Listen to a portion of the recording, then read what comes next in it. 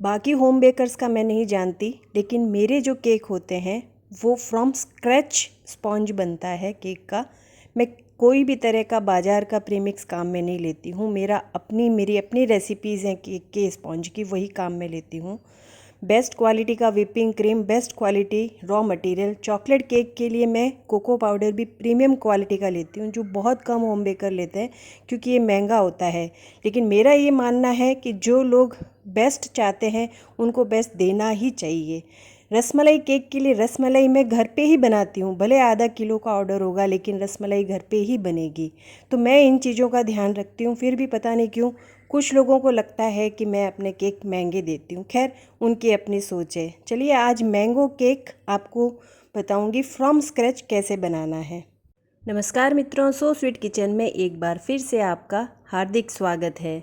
एक बाउल में ले लिया है 1/4 कप जितना पाउडर शुगर, 1/4 कप ही मैंगो प्यूरी जो मैं घर पे ही बना तैयार करके स्टोर करती हूँ। 1/4 कप सनफ्लावर ऑयल लिया है, अच्छी तरह से मिक्स करके एक तरफ रख देंगे। दूसरे बाउल में 1 कप लिया है मैदा, 2 टेबलस्पून लिया है मिल्क पाउडर और इसके साथ ही 1 टीस्पून यहाँ पे जाएगा बेकिंग पाउडर, आधा टीस्पून बेकिंग सोडा, 1 चुटकी नमक डाल देंगे और इस ड्राई इंग्रेडिएंट्स को एक बार अच्छी तरह से छान लेंगे ताकि इसमें एरिएशन अच्छा सा हो जाए, केक अच्छा फूले। अब मैंगो प्यूरी, तेल और पाउडर शुगर वाला जो मिक्सचर है, वेट इंग्रेडिएंट्स, उसमें डाल देंगे हमारे ड्राई इंग्रेडिएंट्स। थोड़ा थोड़ा बैचेज़ में डालना है, एक साथ नहीं डालें। ये डालने के बाद 1 कप मैंने यहाँ पे दूध लिया है, थोड़ा थोड़ा वो भी डालते जाएंगे। तो ये काम बैचेज़ में करें वरना इसमें लम्प्स बन जाएंगे और आपको बहुत ज़्यादा इसे मिक्स करना पड़ेगा। एक ही डायरेक्शन में अभी आपको ये बैटर तैयार करना है। अगर आपने डायरेक्शन चेंज किया ना तो इससे भी हमारे केक में स्पॉन्ज अच्छा नहीं बनता है, जाली अच्छी नहीं बनती है। तो इस चीज़ का भी आपको खास ध्यान रखना है। तो ये देख रहे हैं ना आप, फ्रॉम स्क्रैच ये केक इस तरह से बनाया जाता है। घर में बनाते हैं तो शुद्धता और शुचिता का हम पूरा ख्याल रखते हैं। होम बेकर का ये एक फ़ायदा होता है। अब थोड़ा सा मैंगो केक है इसलिए मैंने थोड़ा सा लेमन येलो कलर डाला है, बिल्कुल ऑप्शनल है।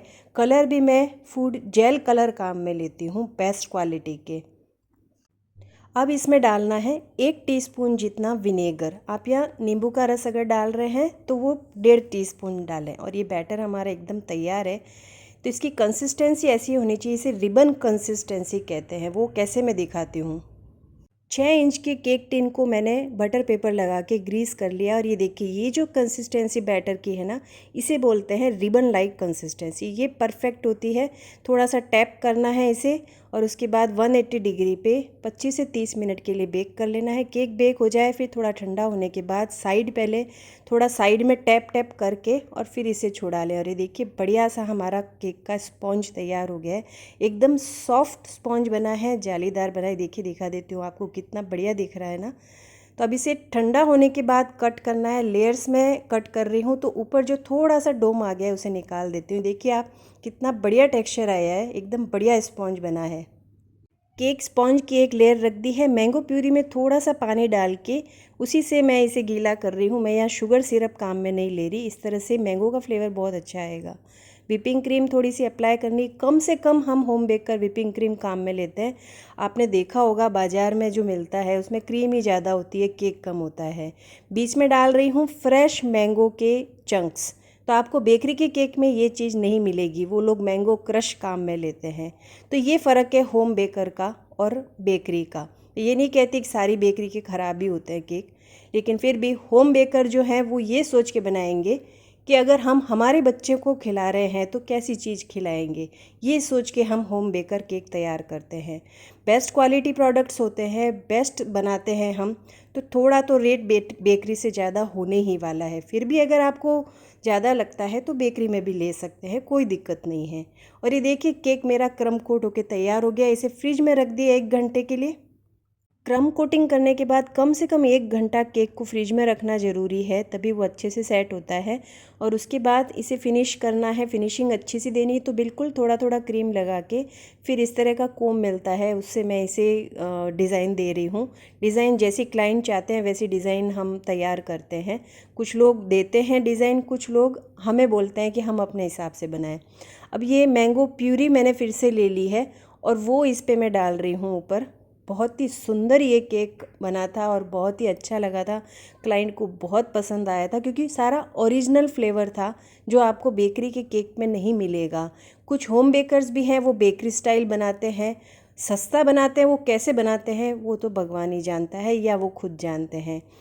आम के थोड़े से ऐसे मैंने स्कूप निकाल दिए, उससे थोड़ा डेकोरेशन कर दिया। पुदीना के पत्ते डेकोरेशन में अच्छे दिख रहे हैं और अच्छा सा डेकोरेट करके मैंगो केक तैयार किया है। क्लाइंट को ये केक बहुत पसंद आया था क्योंकि ओरिजिनल मैंगो फ्लेवर आ रहा था, क्रीम बिल्कुल कम लग रहा था। ये हाफ़ केजी का केक मैंने 850 रुपये में दिया था। कमेंट करके बताइएगा कि क्या आपको ये केक महंगा लग रहा है। अब जो फर्स्ट लेयर स्पॉन्ज की निकाली थी ना, जो डोम शेप आ गया था ऊपर, उसको थोड़ा सा हाथ से क्रश कर लिया, एक ग्लास के जार में वो डाल दिया है और थोड़ा सा आमरस कह सकते हैं वो डाल दिया और विपिंग क्रीम जो बच गई थी वो इस पे डाल दी।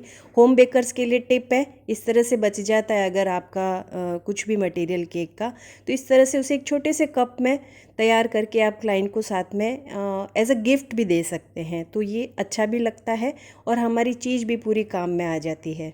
तो होम बेकर्स मेरा आज का वीडियो अगर देख रहे हैं तो उनकी क्या राय है इस बारे में कि हम केक क्यों महंगे देते हैं, मुझे कमेंट में ज़रूर बताइए। फिर मिलेंगे, तब तक के लिए स्वस्थ रहें, मस्त रहें, खाते रहें।